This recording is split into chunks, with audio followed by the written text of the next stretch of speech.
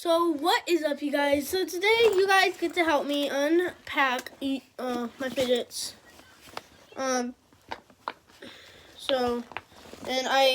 If you're wondering, I pack all my fidgets.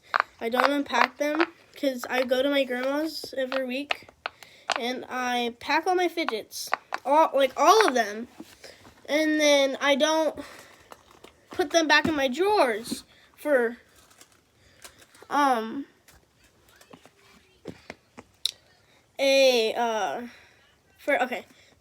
so I don't have to repack them every morning. So when I do have to go to my grandma's. So yeah, you guys get to help me unpack my fidgets.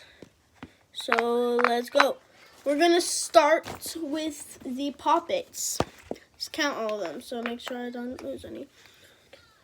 1, 2, 3, 4, 5, 6, 7, 8, 9. Okay. Yes, I have 9 poppets, but I have actually 8 poppets, including. Okay, so I have 8 poppet dimple things. Next is the stress balls. I made this weird. It's like an ASMR stress ball, but I have that one. This barfing squishy, which is disgusting. Like when you squeeze it.